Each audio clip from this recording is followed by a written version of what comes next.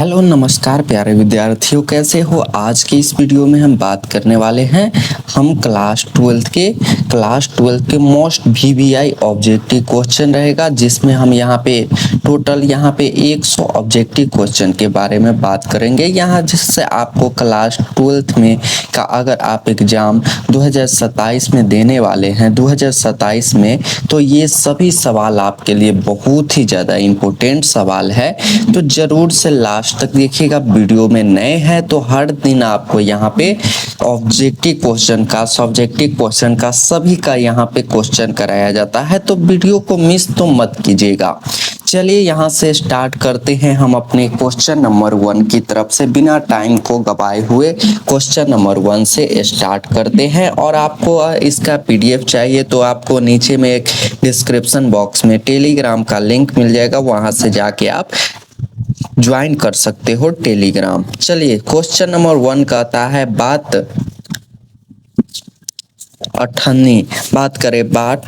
अठन्नी के लेखक कौन हो जाएगा। बात अठन्नी के जो लेखक हो जाएगा वो कौन हो जाएगा। राइट आंसर यहाँ पे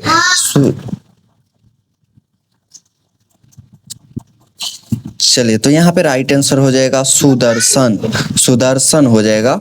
फनीश्वर सुदर्शन ऑप्शन नंबर 1 का राइट आंसर यहाँ सुदर्शन है।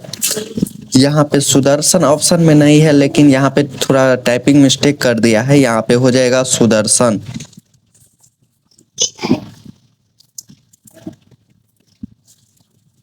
यहाँ पे सुदर्शन हो जाएगा। तो चलिए अगले नंबर सवाल, उसने कहा था कहानी के लेखक कौन हो जाएगा। चंद्रा शर्मा गुलेरी जी हो जाएंगे।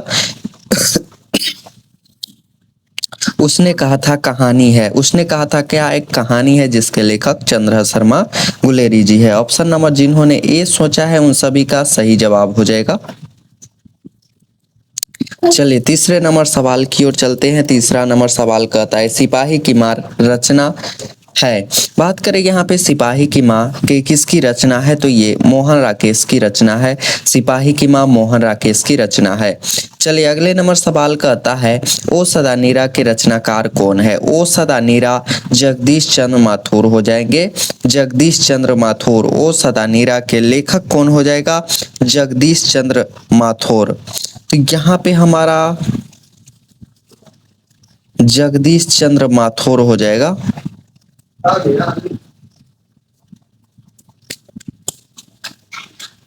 जगदीश चंद्र माथुर ऑप्शन में नहीं है, लेकिन यहाँ पे राइट आंसर जगदीश चंद्र माथुर हो जाएगा। चलिए अगले नंबर सवाल 5 नंबर सवाल करता है अर्धनारीश्वर के लेखक कौन हो जाएगा। बात करें अर्धनारीश्वर के लेखक कौन हो जाएगा, तो ये हो जाएगा हमारा करेक्ट आंसर रामधारी सिंह दिनकर। अगले नंबर सवाल है जूठन किसकी आत्मकथा है। जूठन है वो ओम प्रकाश वाल्मीकि की आत्मकथा है। जूठन है ओम प्रकाश वाल्मीकि की आत्मकथा है। चलिए अगले नंबर सवाल कहता है रोज कहानी के लेखक कौन है। रोज हमारा एक कहानी है जिसके लेखक है Agyeya ji, Sachchidanand Hiranand Vatsyayan Agyeya. Option number a right answer हो जाएगा। चलिए अगले नंबर सवाल कहता है शिक्षा निबंध के लेखक कौन हो जाएगा। शिक्षा निबंध के लेखक जे कृष्णमूर्ति हो जाएगा। क्या यह टाइपिंग कर रहा है। जे कृष्णमूर्ति हो जाएगा यहाँ पे, जे कृष्णमूर्ति।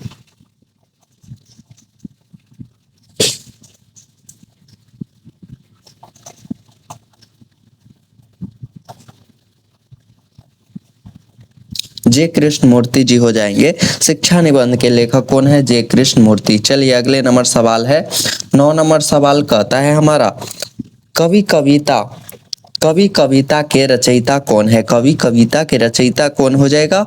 सूर्यकांत त्रिपाठी निराला जी हो जाएगा। चलिए अगले नंबर है हिमाद्री तुंग सिंह से कविता के कवि कौन है। हिमाद्री तुंग सिंह से कविता के कवि कौन हो जाएगा। जयशंकर प्रसाद जी। ऑप्शन नंबर यहाँ पे ए राइट आंसर हो जाएगा। चलिए अगले नंबर सवाल है यहाँ पे 11 नंबर सवाल कहता है हार नहीं मानूंगा कविता के रचयिता कौन है। बात करें हार नहीं मानूंगा कविता के रचयिता कौन हो जाएगा? हार नहीं मानेंगे कविता के रचयिता है Atal Bihari Vajpayee. Option number a right answer हो जाएगा। अगले नंबर सवाल है उषा कविता के कवि कौन है? उषा के लेखक है शमशेर बहादुर सिंह है। ऑप्शन नंबर ए जिन्होंने सोचा है उन सभी का सही जवाब हो जाएगा। अगले नंबर सवाल है कबीर किस भक्ति काल लीन धारा के कवि है? कबीरदास है वो निर्गुण भक्ति धारा के कवि है। कबीरदास क्या है? निर्गुण भक्ति धारा के कवि है। अगले नंबर सवाल है यहाँ पे रामचरितमानस के रचयिता कौन हो जाएगा? तुलसीदास जी है। राम से कोई भी संबंधित क्वेश्चन हो तुलसीदास जी हो जाएंगे।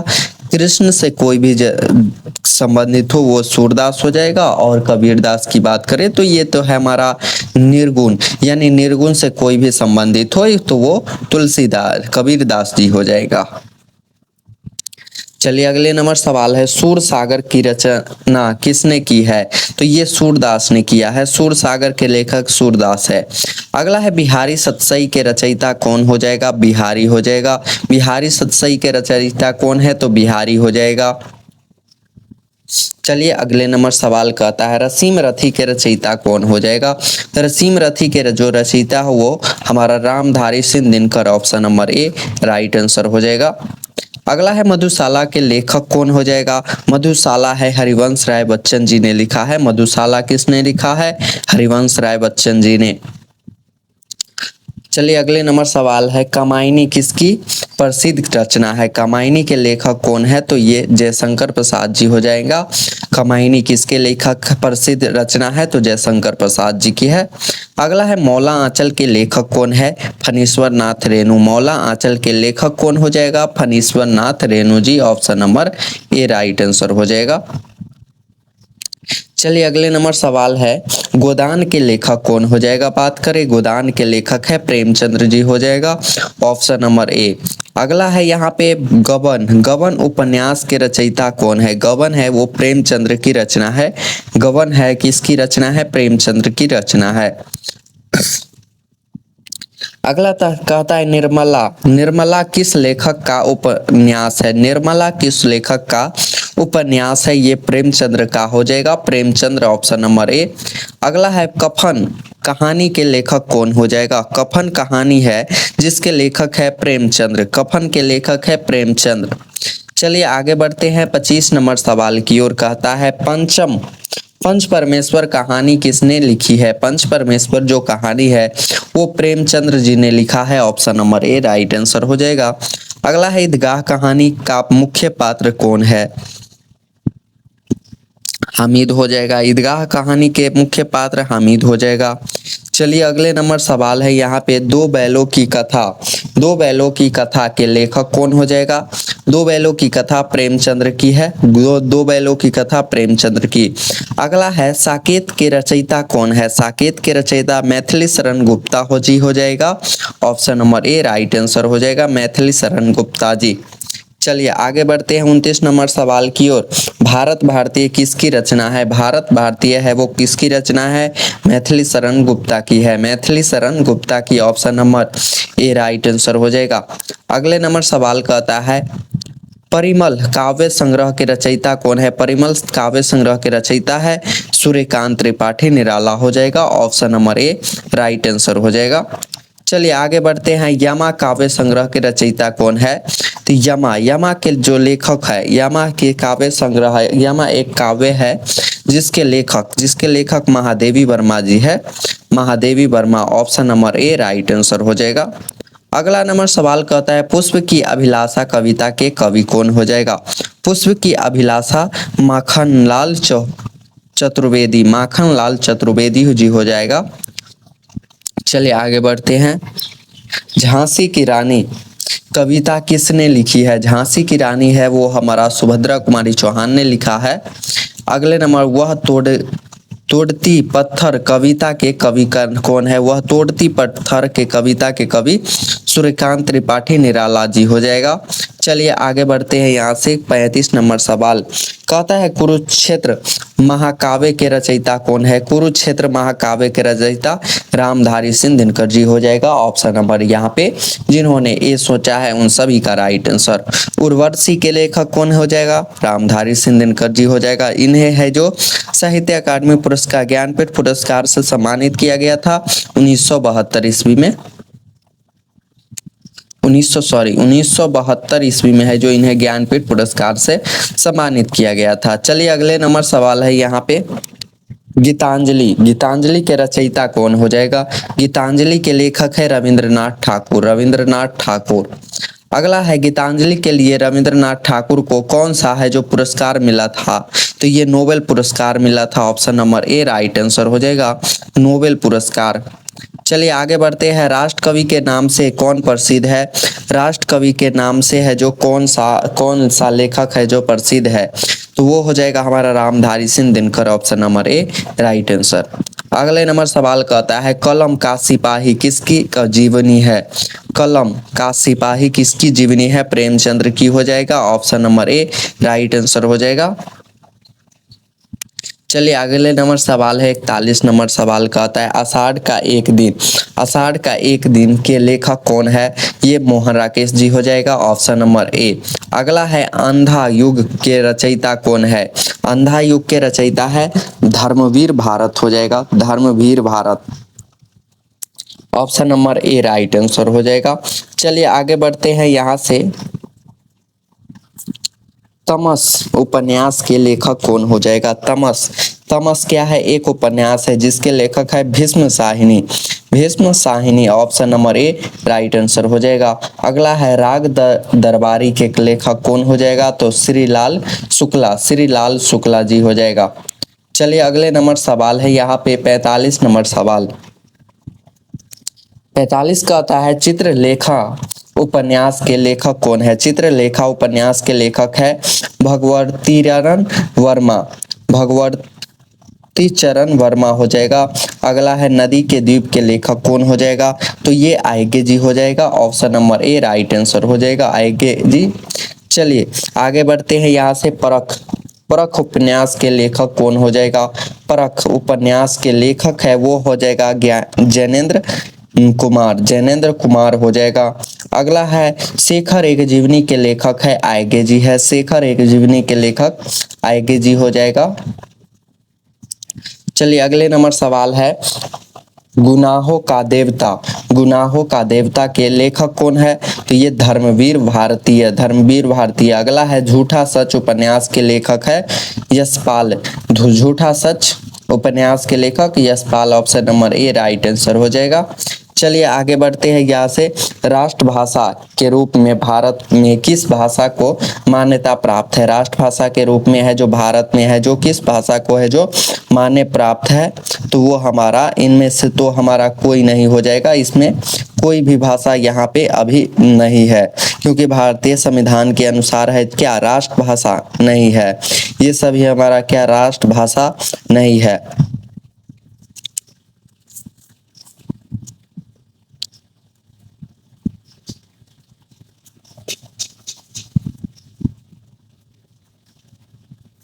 तो यहाँ पे इनमें से कोई नहीं हो जाएगा, इनमें से कोई नहीं। देखो हिंदी को मान लिया जाता है लेकिन कानूनी रूप से हमारा है जो क्या कानूनी रूप से यह भारत का राष्ट्रभाषा है लेकिन राष्ट्रभाषा नहीं है। यहाँ पे है भी और नहीं है, तो यहाँ पे इनमें से कोई नहीं हो जाएगा राइट आंसर। अगला है हिंदी दिवस कब मनाया जाता है। बात करें तो वो है 14 सितंबर को मनाया जाता है। Option number a right answer हो जाएगा। चलिए आगे बढ़ते हैं 53 नंबर सवाल की ओर। कहता है हिंदी की लिपि कौन सी हो जाएगा। हिंदी की लिपि कौन सी है, तो वो देवनागरी लिपि। Option number a. अगला है संज्ञा के कितने मुख्य भेद होते हैं, तो 3 भेद होते हैं। संज्ञा के 3 भेद होते हैं। चलिए अगले नंबर सवाल है यहाँ पे 55 नंबर सवाल देख लेते हैं। कहता है 55 राम विद्यालय जाता है। राम विद्यालय जाता है, इस वाक्य में राम क्या है। राम एक क्या है, एक व्यक्तिवाचक संज्ञा है। व्यक्तिवाचक संज्ञा। अगला है ईमानदारी, ये हमारा भाववाचक संज्ञा हो जाएगा। चलिए अगले नंबर सवाल है यहाँ पे सुंदर शब्द किस प्रकार का विशेषण है? सुंदर है जो किस प्रकार का विशेषण है? तो ये हमारा गुणवाचक विशेषण हो जाएगा। अगला है दो लड़के के दो कौन सा विशेषण हो जाएगा? दो लड़के के दो कौन सा विशेषण हो जाएगा? सांख्यिक वाचक विशेषण। चलिए आगे बढ़ते हैं। 59 नंबर कहता है वह विद्यालय गया। इस वाक्य में वह क्या है? वह क्या है? वह विद्यालय गया, वो इस वाक्य में वह क्या हो जाएगा? तो वो हमारा एक है जो सर्वनाम है। अगला है पढ़ना किस प्रकार की क्रिया है? पढ़ना है वो हमारा किस प्रकार की क्रिया है? अकर्मक और सकर्मक दोनों रूपों में प्रयुक्त हो सकती है। अकर्मक और सकर्मक दोनों रूप में प्रयुक्त होती है। चलिए आगे बढ़ते हैं यहाँ से। 61 नंबर सवाल कहता है धीरे धीरे चलना में धीरे धीरे क्या है? धीरे धीरे चलना में है जो धीरे धीरे एक क्रिया विशेषण को दर्शाता है, क्रिया विशेषण को। अगला है परंतु किस प्रकार का अवयव है? बात करें यहाँ पे परंतु है जो किस प्रकार का अवयव है? तो ये हमारा समुच्चय बोधक अवयव हो जाएगा, समुच्चय बोधक अवयव। चलिए आगे बढ़ते हैं 63 नंबर सवाल की ओर। कहता है वाह कितना सुंदर दृश्य है। इसमें वाह क्या हो जाएगा? वाह है एक विस्मयादिबोधक अवयव हो जाएगा, विस्मयादिबोधक अवयव। अगला है राम और श्याम में और क्या है? राम और श्याम में समुच्चय बोधक अवयव। Option number a right answer हो जाएगा। चलिए अगले नंबर सवाल है यहाँ पे कलक से लिखो। कलम से लिखो में से क्या है? कलम से लिखो में से क्या है? तो ये संबंध बोधक का अवयव हो जाएगा। अगला है लोहे के चने चबाना। मुहावरे का अर्थ होता है अत्यंत कठिन परिश्रम कार्य करना। चलिए अगले नंबर सवाल है नाक में दम करना। मुहावरे का अर्थ क्या होता है? नाक में दम करना, बहुत परेशान करना। अगला है आंख का तारा होना, अत्यंत प्रिय होना। दाल में कुछ काला। मुहावरे का अर्थ है कुछ गड़बड़ होना। हाथ पर हाथ धरे बैठना का अर्थ होता है निष्क्रिय बैठना। ऑप्शन नंबर यहाँ पे ए राइट आंसर हो जाएगा। चलिए आगे नंबर सवाल यहाँ पे 71 नंबर सवाल कहता है जहाँ चाह वहाँ राह क्या कहलाता है?